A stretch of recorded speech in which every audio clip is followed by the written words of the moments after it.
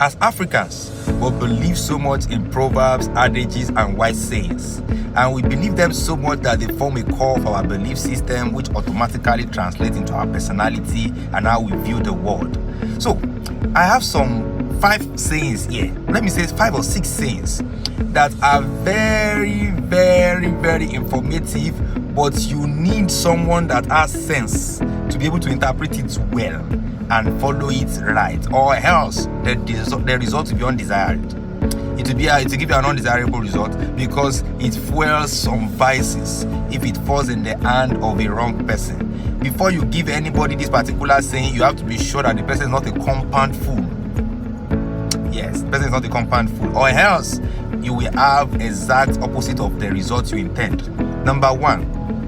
In Africa, in Yoruba, I'm a Yoruba person, so I will take my sayings from my own tribe, but I believe that these sayings, they are equivalent or something very similar or very close in other tribes in Africa and even in the world. But Africans, our own too much. Number 1, when you omeni,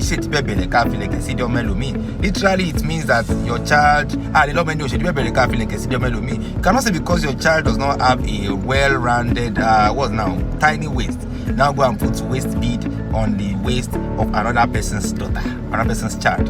Yes, and that is one of the reasons why we are very, very nepotism, favoritism. This is their origin in our community, because what it simply means is that if people are applying for something, even when your family person, somebody that is close to you, is not qualified, you cannot consider another person now. That is how many people interpret it, and that is fueling nepotism and favoritism. And if you doubt me, ask an average Nigerian person about their political climate and the last electoral dispensation, and that is just it. That is what an average African will do. All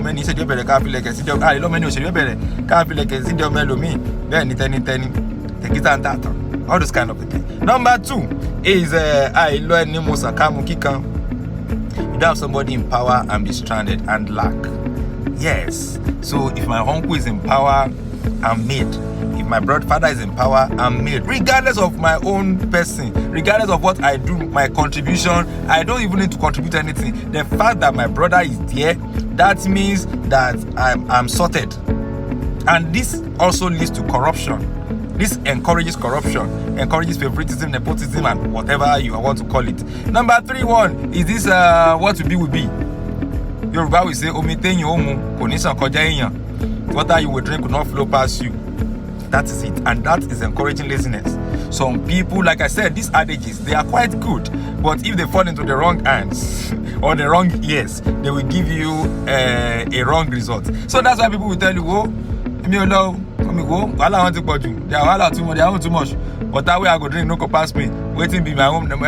What is written is all those kind of things. It is very, very wrong if it falls in the hand of a wrong person. So before you can understand and use it positively, you need to be very, very smart. Number 4 rather. This number 4 is quite quite popular in my tribe, and it's one of the limiting factors. In fact, it fuels limitation. Spiritually, they will say it is the enemy.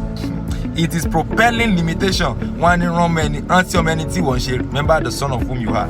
Now, as good as that sound, that may be very, very limiting and may be a very, very dangerous advice. Yes. Because sometimes you need to break away from the son of who you are for you to make it.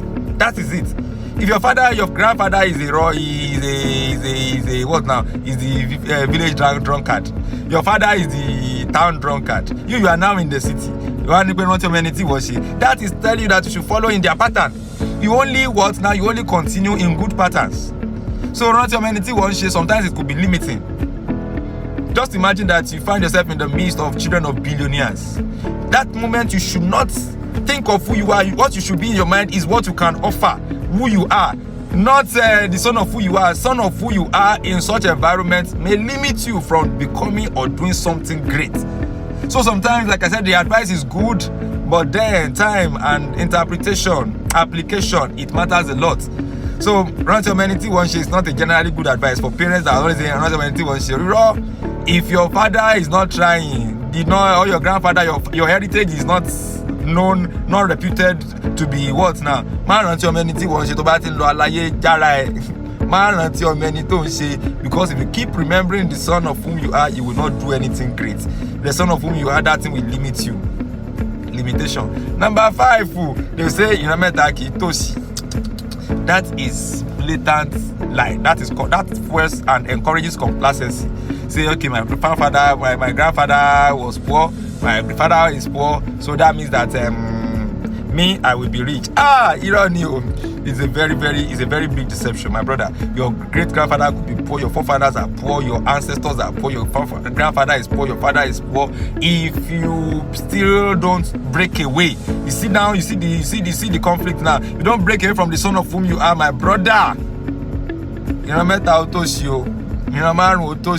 So like I said, these are African sayings that are very good, but they need wise interpretation and application, or else it will finish us. I pray that one day Africa will get it right. So what do you think? What have I not included? Is there any other one you know that I did not include, or is there anyone you think I have wrongly interpreted? Please let me know. Thank you.